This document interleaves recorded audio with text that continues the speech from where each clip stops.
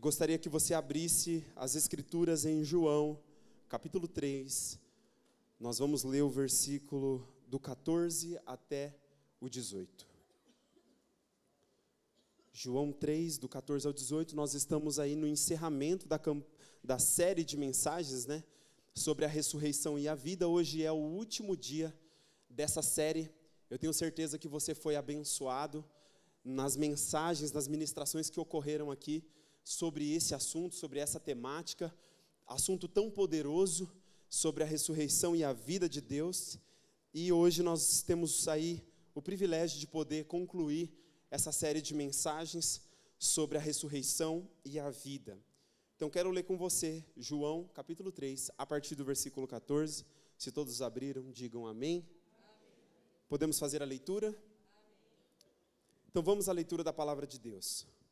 Assim como Moisés levantou a serpente no deserto, desse mesmo modo é necessário que o Filho do Homem seja levantado, para que todo o que nele crê não pereça, mas tenha a vida eterna. Porque Deus amou o mundo de tal maneira que deu o seu Filho unigênito, para que todo aquele que nele crê não pereça, mas tenha a vida eterna. Portanto, Deus enviou o seu Filho ao mundo não para condenar o mundo, mas para que o mundo fosse salvo por meio dele. Quem nele crê não é condenado, mas quem não crê já está condenado, porque não acreditou no nome do Filho unigênito de Deus. Feche seus olhos. Ore nesse momento pela palavra para que Deus fale com você nessa noite, em nome de Jesus. Pai, nós te agradecemos pela tua palavra, Senhor, e nós nos entregamos a ti nesse momento. Nós somos os teus instrumentos, nós só estamos interessados em uma única coisa nessa hora, é estar assentado aos seus pés e poder ouvir a tua palavra falar mais alto do que toda e qualquer outra voz. Em nome de Jesus, abra o nosso entendimento, desvenda os nossos olhos, para que possamos contemplar as maravilhas da tua palavra. Nos concede nessa hora o espírito de sabedoria e de revelação, no pleno conhecimento de quem tu és. Que na medida que nós compartilharmos a tua palavra e partirmos o pão, os nossos olhos se abram para conhecer quem tu és. Senhor, revela a nós o poder da tua palavra por intermédio do teu Espírito e repreenda tudo aquilo que se levanta contra o conhecimento do teu nome nessa hora. É o que nós oramos e te agradecemos em nome de Jesus. Pode se assentar, irmãos. Nós então lemos aqui esses versos de João 3. E o contexto aqui desses versos é a conversa que Jesus teve com Nicodemos. Então Jesus, na verdade Nicodemos procurou Jesus, nós sabemos pelo relato da palavra aqui, procurou ele à noite. Para quem não sabe, não conhece, não tem essa informação, Nicodemos é alguém que é mestre em Israel. Nicodemos é alguém que participa do Supremo Tribunal dos Judeus. Nicodemos é alguém que é zeloso pela lei, é zeloso pela palavra, é alguém que tem zelo e que ao mesmo tempo ele está intrigado com aquilo que ele está vendo em Jesus e aquilo que ele está ouvindo a respeito de Jesus. Nos dá a entender, quando nós lemos a palavra de João, que Nicodemos, ele está intrigado, ele está assim, curioso, ele está tentando discernir e entender o que é que Jesus representa, o que Deus está fazendo, se é que Deus está mesmo usando esse Jesus. Então, Nicodemos procura Jesus de noite, porque ele tem uma preocupação com a sua reputação. Ele tem uma preocupação em talvez ser discriminado ou ser considerado pelos seus outros companheiros e amigos de Sinédrio, de que talvez, como assim você está atrás, você está interessado nesse Jesus? Jesus que ao ler os evangelhos, nós sabemos que ele começou no seu ministério ali provocar muitos problemas, principalmente com a classe dos líderes religiosos. Os líderes religiosos começaram a olhar para Jesus e começaram a ficar muito incomodados com as palavras de Jesus, com as atitudes de Jesus, com os milagres de Jesus. Então, quando lemos os evangelhos, vemos que os líderes religiosos tiveram muito problema com Jesus e eles foram também um grande obstáculo para Jesus no ministério. E Nicodemos aqui, ele é alguém que é esse líder religioso. Ele é mestre, ele tem uma posição, ele tem um cuidado com aquilo que ele construiu na sua vida religiosa, e ele procura Jesus de noite porque ele está intrigado, ele está interessado, ele está querendo saber, né, quem de fato Jesus é e tudo mais. E aí, nos versos anteriores a esse verso que nós lemos, nós vemos que ele pergunta para Jesus, na verdade ele faz uma afirmação, Jesus, ninguém pode fazer aquilo que você está fazendo se não vier de Deus. Ninguém pode fazer essas obras que nós estamos vendo você fazer se você não vier de Deus. E aí Jesus fala para ele aquilo que nós conhecemos, que é ninguém, né, pode ver o reino de Deus se não nascer de novo. E aí Jesus fala para ele, não se assuste, não se importe se eu disser para você que você precisa nascer de novo. E aí as palavras que nós lemos aqui na sequência vai falar sobre esse contexto de conversa ao qual Jesus falou aí com Nicodemos, e essas palavras foram registradas e hoje elas vão falar conosco de alguma maneira. Repita comigo, olhos atraídos a Jesus. No versículo 14 nós lemos, assim como Moisés levantou a serpente no deserto, desse mesmo modo é necessário que o Filho do Homem seja levantado. Essa palavra tem a ver com a palavra que está escrita em Números, capítulo 21, do versículo 8 e 9, que diz assim, então o Senhor ordenou a Moisés, faze uma serpente de bronze e coloca no alto de um poste. Todo aquele que for picado e olhar para ela viverá. Moisés modelou a figura de uma serpente em bronze e a colocou no alto de um poste. Sempre que alguém era mordido por uma daquelas cobras venenosas e olhava para a figura da serpente de bronze, ficava curado e permanecia vivo. Olha só que interessante. Quero ler com vocês agora João, capítulo 8, versículo 28, que vai dizer assim, então Jesus preveniu-os, quando tiverdes elevado o Filho do Homem, então sabereis que eu sou, e que nada faço de mim mesmo, mas transmito tudo conforme o meu Pai me ensinou. Agora quero ler com vocês João 12, 32, que diz assim, mas eu, quando for levantado da terra, atrairei todas as pessoas para mim. Através dessas palavras que nós lemos aqui, nós entendemos que a vida, a morte e a ressurreição do Senhor Jesus foram acontecimentos necessários que levantaram e elevaram o Senhor, atraindo os olhos de todos.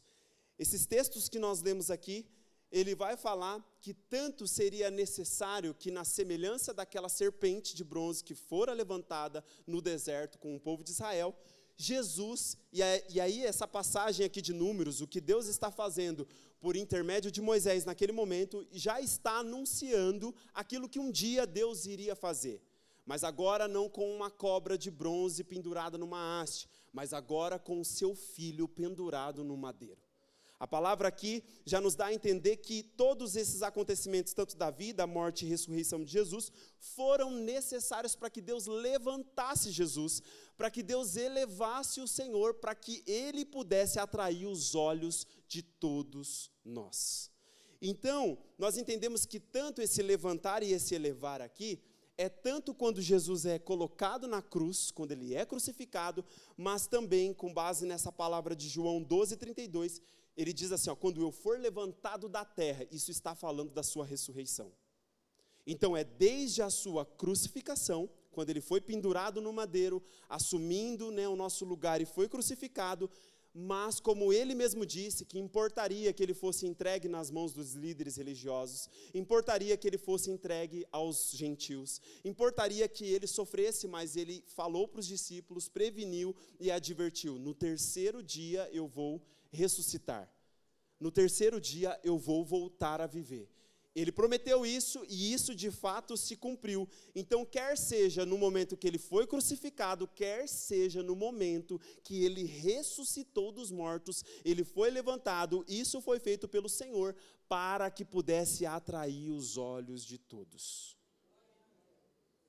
A primeira coisa que o Senhor está falando conosco nessa noite é que os nossos olhos precisam ser atraídos a Jesus. Nessa noite aqui, o Senhor está trabalhando para atrair os nossos olhos a Jesus. As Escrituras vai dizer que os nossos olhos, eles são a janela da nossa alma. Os nossos olhos é a entrada de todas as coisas no nosso espírito. A entrada aonde entra as coisas no nosso coração vem principalmente pelos nossos olhos, por aquilo que nós estamos vendo.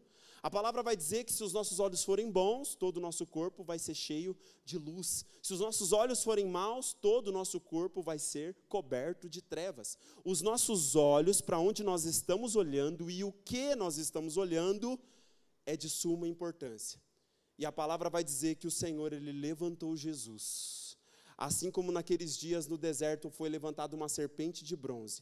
E todos aqueles que foram picados, foram mordidos por cobras venenosas. Quando eles, mordidos por cobras venenosas, correndo risco de vida, eles olhavam para aquela serpente naquela haste, eles permaneciam vivos. Eles eram curados. Então, o Senhor nessa noite está trabalhando para atrair os nossos olhos para Ele. Por quê? Porque nós temos muita coisa competindo e chamando a atenção dos nossos olhos. Há muitas coisas e há muitas pessoas chamando a nossa atenção, acenando para nós, para que a gente coloque os nossos olhos. E qual que é o problema?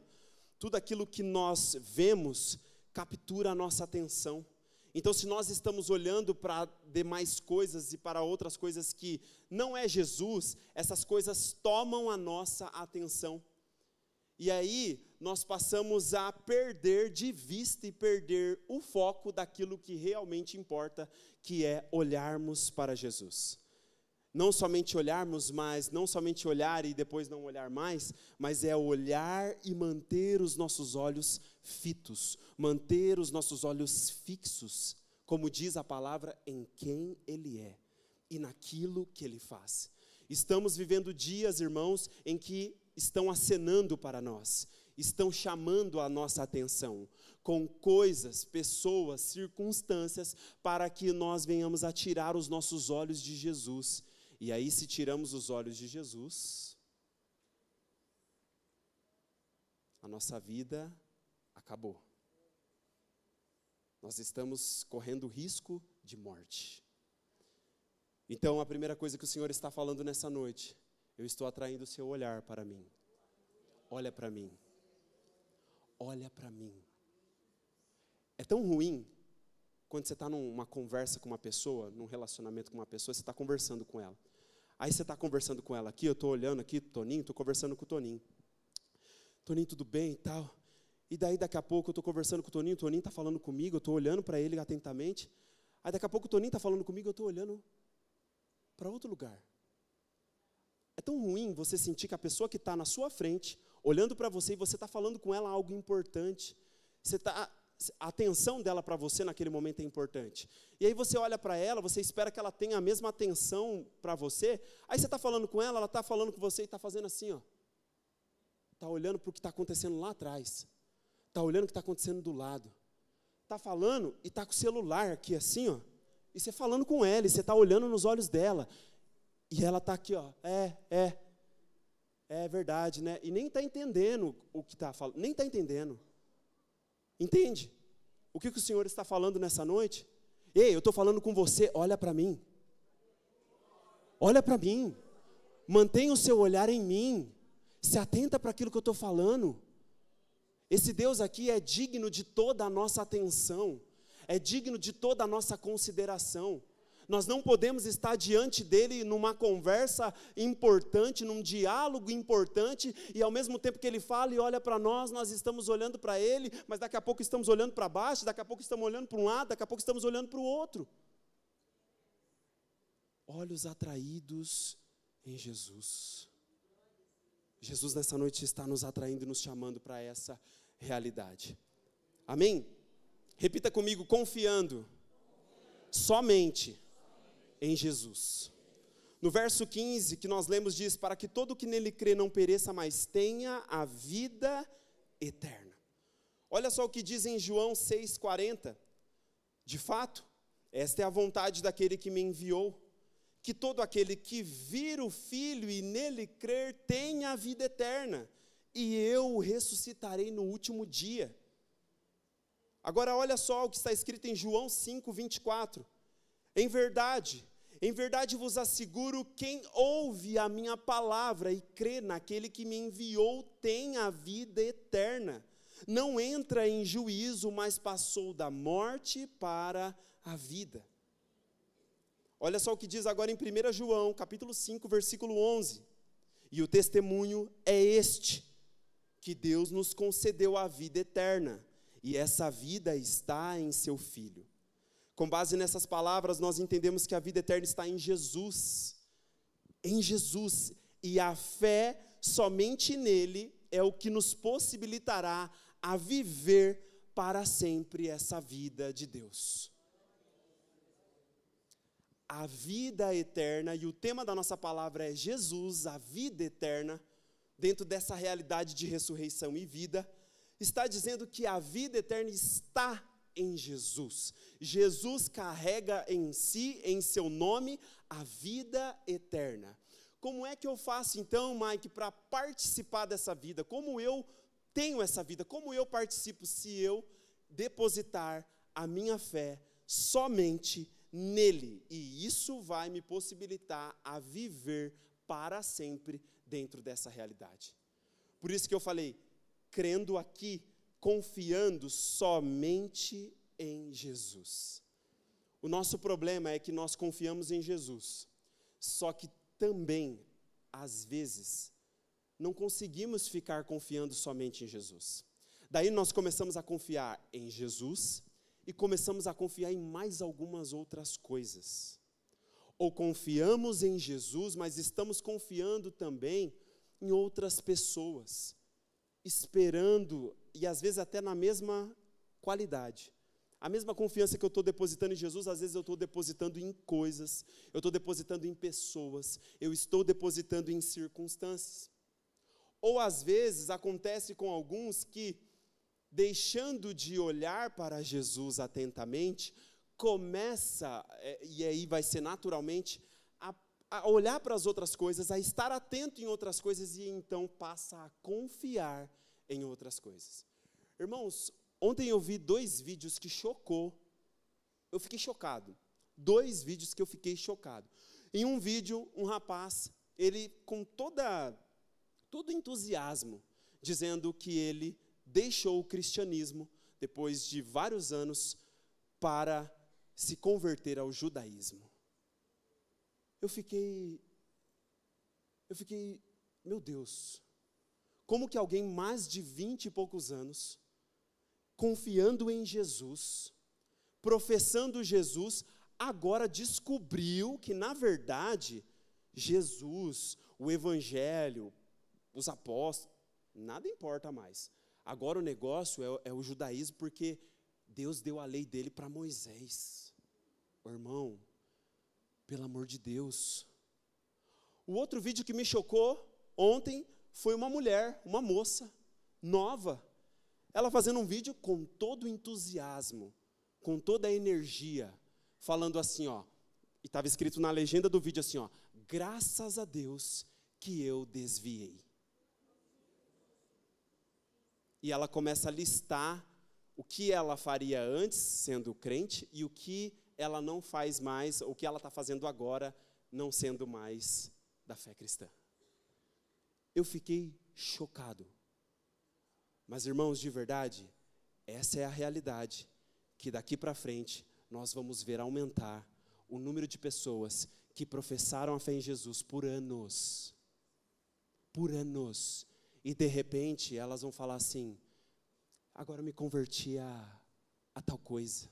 Agora eu não confio mais em Jesus, não. Eu estou confiando agora em outra coisa. Essa outra coisa que eu descobri agora, que é, irmãos, o Senhor está falando nessa noite, confie somente em mim. Somente em mim. Amém? Repita comigo, amando, primeiramente e eternamente a Deus. O verso 16 que nós lemos diz assim, ó, porque Deus amou o mundo de tal maneira que deu seu Filho unigênito, para que todo o que nele crê não pereça, mas tenha a vida eterna. Olha só o que diz em 1 João, capítulo 4, versículo 9 e 10. Foi deste modo que se manifestou o amor de Deus para conosco, em haver Deus enviado o seu Filho unigênito ao mundo, para vivermos por intermédio dele. Assim, nisto consiste o amor. Não em que nós tenhamos amado a Deus, mas em que ele nos amou e enviou o seu Filho como propiciação pelos nossos pecados. Olha só o que diz agora em Romanos, capítulo 5, versículo 10. Diz assim, ora, se quando éramos inimigos de Deus, fomos reconciliados com ele mediante a morte de seu Filho, quanto mais no presente, havendo sido feitos amigos de Deus, seremos salvos por sua vida. Agora olha só o que está escrito em 2 Tessalonicenses, capítulo 2, versículo 16, que vai dizer assim, ó, que o próprio Senhor Jesus Cristo e Deus nosso Pai, que nos amou e nos deu eterna consolação e boa esperança pela graça. Através desses versos aqui, nós entendemos que o amor de Deus por nós, manifesto em seu Filho Jesus Cristo, nos livrou de perecer na morte e nos deu acesso, como filhos amados, à realidade da vida de Deus por toda a eternidade. Irmãos, aqui nós lemos as Escrituras falando, Deus nos amou de uma forma extravagante, de uma forma, como diz a Escritura, de tal maneira, de uma maneira em que nós não conseguimos medir, em uma maneira que nós não conseguimos alcançar. Deus nos amou desse jeito, quando nós éramos ainda pecadores, quando nós ainda estávamos andando, sabe, cada um de nós aqui em nossos próprios caminhos, nós nem queríamos saber de Deus.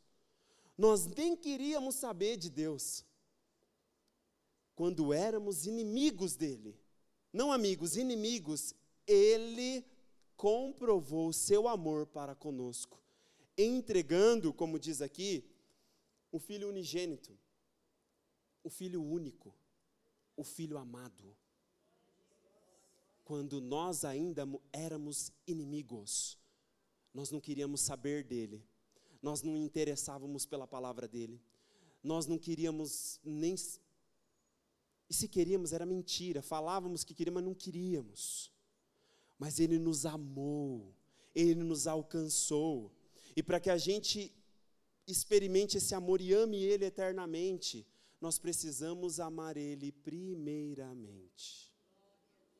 Eu vou amar a Deus eternamente, eu vou estar lá, eu vou amar a Deus na eternidade. Primeiro, eu amo Deus aqui e agora. Eu só posso amar a Deus eternamente se eu amar a Deus primeiramente. Eu só vou poder desfrutar da vida eterna que há em Deus, em Jesus Cristo, se eu, aqui e agora, colocar esse Deus no primeiro lugar. Em Apocalipse nós temos uma advertência e uma correção dizendo, volta. Lembra de onde você caiu, se arrepende e volta. Volta ao seu primeiro amor. Volta ao seu primeiro amor, porque se não, eu vou tirar a minha presença de você.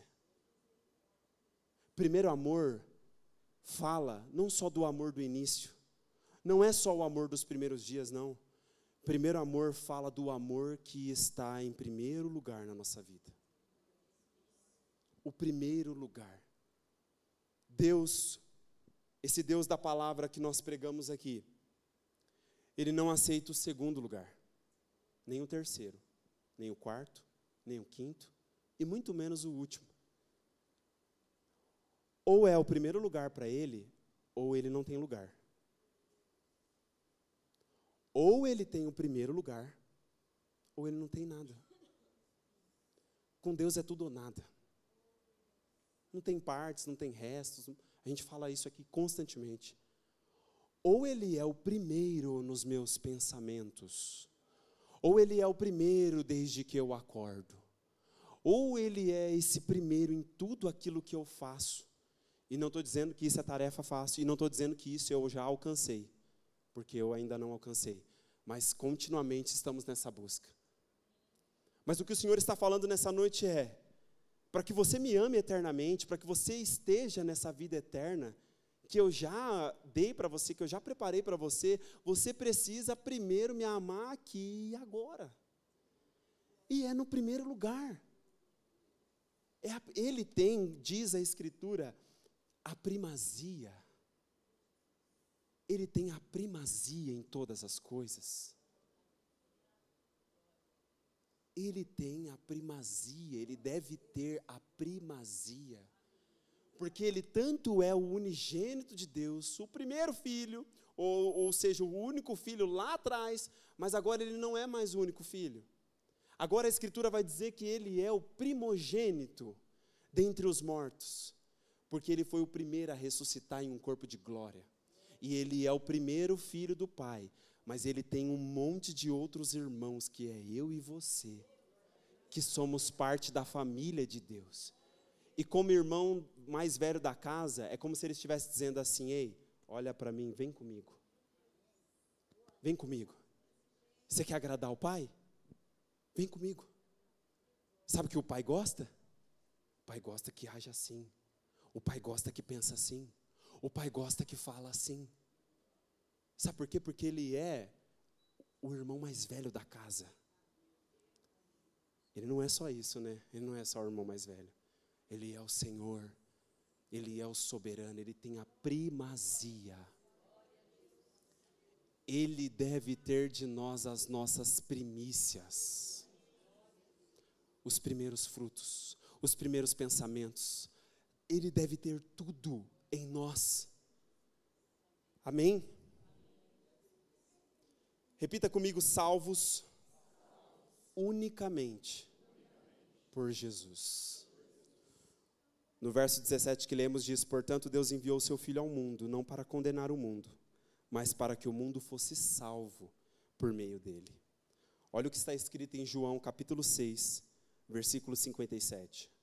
Assim como o Pai que vive me enviou, e eu vivo por causa do Pai. Olha isso, irmãos. Assim, aquele que se alimenta de mim viverá por minha causa.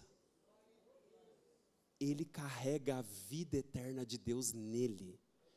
Então, se eu me alimento dele, eu vou viver por causa dele. Aqui e agora e no tempo que há de vir e que já está chegando. Olha só o que diz em João capítulo 12, versículo 47. Se alguém ouvir as minhas palavras e não obedecer a elas, eu não o julgo, porque eu não vim para julgar o mundo, mas sim para salvá-lo. Eu não vim julgar, eu não vim destruir, eu não vim condenar, eu vim salvar. Olha só o que está escrito em Isaías 49, versículo 6. Que texto lindo, maravilhoso, falando de Jesus e do ministério dele, que não seria somente para os judeus. Olha só o que o profeta Isaías disse.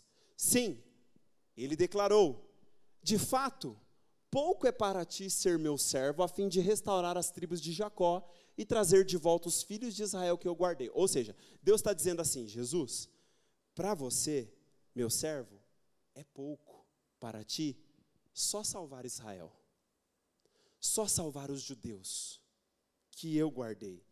É pouco para ti. Sabe o que eu vou fazer com você?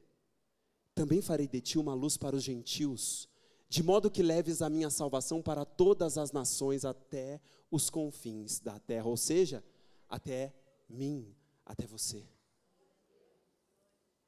Se esse texto parasse ali naquele ponto do eu guardei, era só Israel. Era só Israel. Mas, como diz a Escritura, ele veio para os que eram seus, mas os seus não o receberam. Mas a todos que o receberam, deu-lhes o direito de serem feitos filhos de Deus, a saber, os que creem no seu nome.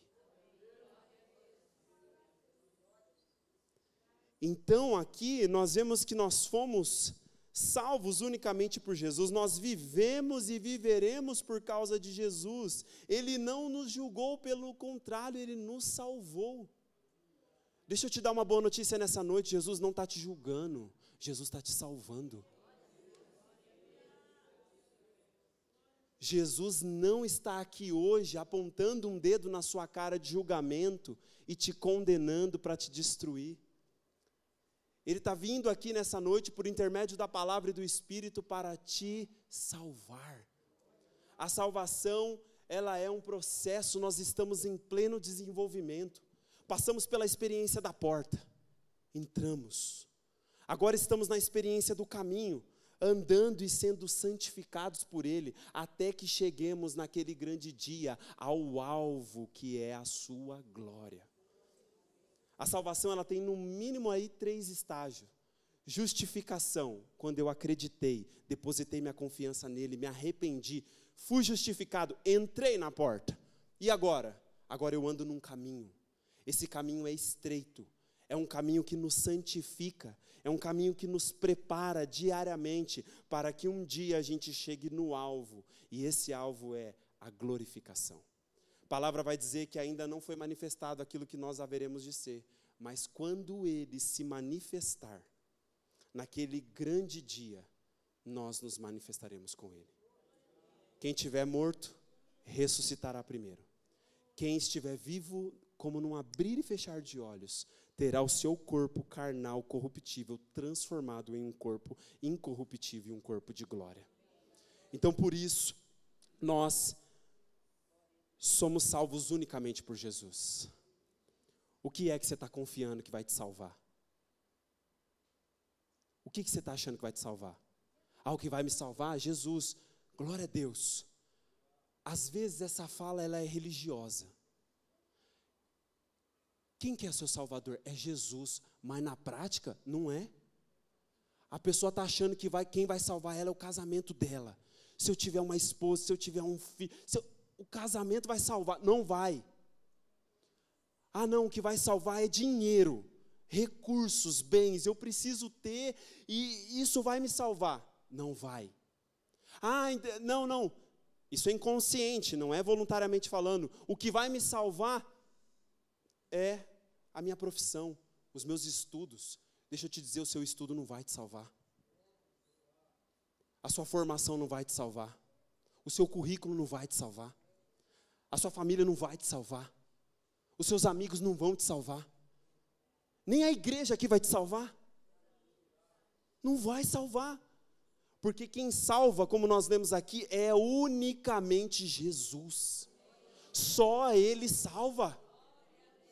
Não foi dado entre os homens na terra ninguém que seja o nosso mediador, a não ser Jesus Cristo, o homem. Só Ele salva. Amém? Chegamos no último fundamento dessa palavra. Eu convido o ministério de louvor. Repita comigo, acreditando no nome único de Jesus Cristo. O verso 18 diz, quem nele crê não é condenado. Mas quem não crê já está condenado, porque não acreditou no nome do Filho unigênito de Deus. Olha o que diz em João, capítulo 3, versículo 36.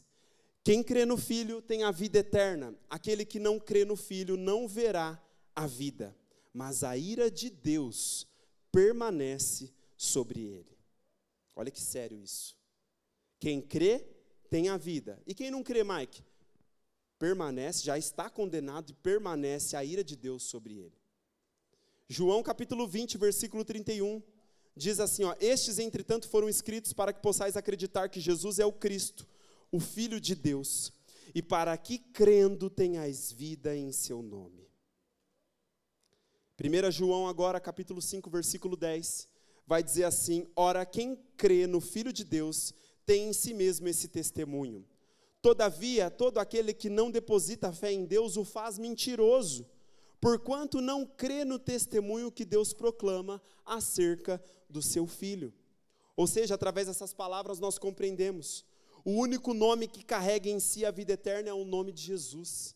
Se não acreditarmos nele, já estamos condenados, porque consideramos Deus um mentiroso. Se eu creio em Jesus, eu estou dizendo, Deus, você é verdadeiro, o testemunho que você está dando está certo. Eu creio e eu recebo essa vida. Se eu não creio, sabe o que eu estou dizendo para todos? Deus é um mentiroso. E por isso, quem assim faz, já está condenado. Eu convido a você a se colocar de pé na presença de Deus. Eu concluo essa palavra com um texto de João, capítulo 17, versículo 3. João, capítulo 17, versículo 3.